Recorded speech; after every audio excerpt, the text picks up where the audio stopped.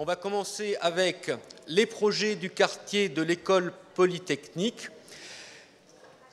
Et le premier à venir présenter, qui est aussi le grand concepteur du projet Paris-Saclay avec d'autres. On a eu une table ronde ce matin qui réunissait donc Michel Devine, pour ne pas le nommer, Floris Alkemad, Xavier de Guetter et Isabelle Menu. Il y a aussi Oma qui est aussi en urbain sur Paris-Saclay.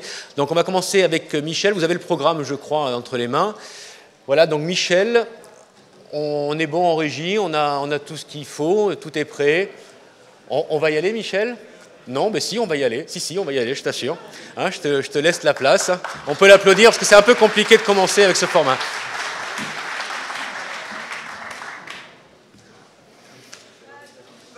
Ah, ok. Donc Ah, bah alors. Tu veux que je donne le top départ ou pas? Ah, bah oui. Tu donnes le top départ ou je non, donne non, le top non, départ? non, J'y vais. Alors attention, top départ, c'est parti. Alors, moi, je serai un marathonien lent. Donc, lisière nord et chaîne des lieux majeurs. Au sud, la lisière boisée, sur 7 km, géographie très présente. Et la question qu'on se pose là maintenant, c'est au contraire la limite à gauche de l'image. Donc, comment trouver une transition entre ces quartiers qu'on va densifier et cette campagne ouverte, campagne protégée. 2400 hectares sont sanctuarisés et on s'interroge sur cette limite. C'est très lent. 7 km, ça correspond justement à la distance entre la Défense et le Louvre, mais nous sommes ici, dans l'image du bas, face à une discontinuité, à une richesse, et cette relation qu'on va chercher à établir entre la campagne ouverte et ces quartiers qu'on intensifiera n'est pas une ligne continue, elle ne relève pas de l'alignement. La géographie naturelle, sous forme de ce coteau boisé continu, qui est un des éléments de charpente essentiels du sud du plateau, mais dont on voit que même si on l'amplifiait, elle ne pourrait assurer cette transition entre la campagne ouverte et ces quartiers en devenir. La densité donnée à ces quartiers permet justement de dégager cette surface verte qui est un véritable système de parc. Cette lisière nord, en fait, sur 7 km de long, est une importante surface qui va nous permettre d'imaginer une transition entre ces quartiers et cette campagne ouverte. Voici justement ces quartiers et leur intensification, leur densité, et c'est peut-être un peu un des éléments essentiels, c'est comment donner une cohérence à cet ensemble avec le traitement de ce paysage. Et il s'agit justement d'un système composite, et on voit que selon les lieux, de la gauche vers la droite, on trouve à la fois des parcs, des lieux de terrain de sport, mais surtout, ce qui m'intéresse le plus, une sorte de milieu intermédiaire entre la campagne et l'espace public des campus. Ce n'est en aucun cas un parc continu. Et l'une des fonctions de ce système de parc est justement d'assurer un service pour la ville. C'est une sorte d'ingénierie écologique au service de la ville qui, par exemple, ce que montre cette image, récolte l'ensemble de l'eau de ces quartiers et de fait, par ce ramassage de l'eau, se tisse avec les quartiers.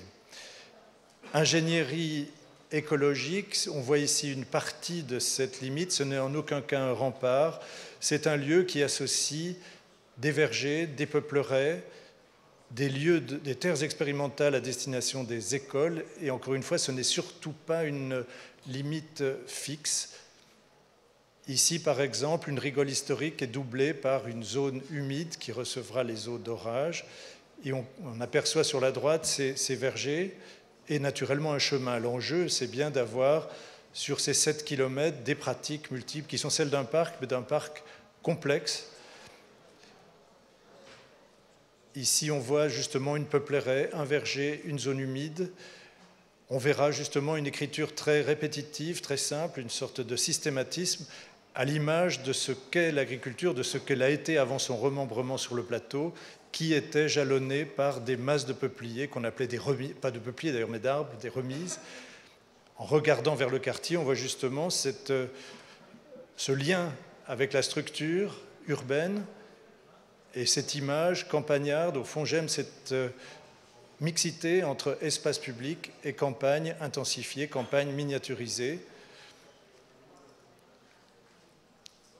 répétition avec peupleraies, vergers, chemins, stockage de terre. Ingénierie écologique est un terme un peu complexe, mais pour dire simplement qu'on essaiera d'être le plus intelligent possible sur la gestion de l'eau, des mouvements de matériaux, des arbres, aussi sur l'usage public et privé de cet ensemble-là, qui est d'une taille considérable, peupliers, vergers, et cette machine hydraulique de nouveau, et ce tissu de cheminement qui emprunte, qui donne un accès à cette campagne qui ne l'était pas, comme vous l'imaginez. Pour moi, c'est un enjeu majeur, c'est bien le lieu où l'on doit expérimenter pour donner une qualité à ces franges urbaines, les fameux 800 km de limite urbaine autour des lotissements. Ici, cette image montre qu'en addition de ce système de parc, on imagine, avec Xavier de Guetter et Floris Alquemade, une chaîne d'espaces publics, ce qui est en jaune. Le long d'un système de transport, on jalonnera l'espace par des espaces majeurs. La référence de Xavier est justement l'avenue de Tervuren à Bruxelles, où le long du tramway, lors de sa construction, ont été édifiés un certain nombre d'espaces publics qui ont été les germes, les ferments du développement de l'Est bruxellois. Et finalement, cet ensemble composé par le système de parc, les espaces majeurs, une structure paysagère, qui est la mise en condition pour que ce plateau puisse accueillir la transformation des quartiers existants. Je crois que c'est une constitution d'espace public absolument inusitée aujourd'hui. Si on cadre sur l'un de ces quartiers, ces espaces publics majeurs ne sont en aucun cas des monuments. Ici, par exemple, cet espace qui fait plus d'1 kilomètre se traduit par une succession de places et de cours avec une écriture commune qui évoque les campus, mais donc il y a une sorte de structure forestière qui vient à la fois s'installer sur des places qui sont presque des jardins, ce sont des typologies également intermédiaires, et qui donnent cette ambiance très liée au paysage, qu'il s'agisse comme ici d'une quasi-cour, ou comme l'image qui viendra finalement longtemps après, d'une place. Donc une écriture végétale commune pour des lieux très différents. Ce que je voulais dire simplement, c'est qu'évidemment, cette chaîne d'espace public n'est pas simpliste, elle est complexe et elle joue avec des conditions qui varient tout au long de ces parcours. Et finalement, je crois que c'est la dernière image où ce que je voulais dire tout à l'heure, c'est qu'on voit l'importance exceptionnelle qui est donnée au traitement des espaces publics à une échelle inusitée. C'est-à-dire, bien sûr, il y a les places, bien sûr, il y a les jardins qu'on vient de voir, bien sûr, il y a cette composition linéaire, mais il y a l'abondance de ces espaces au nord, de cette lisière nord.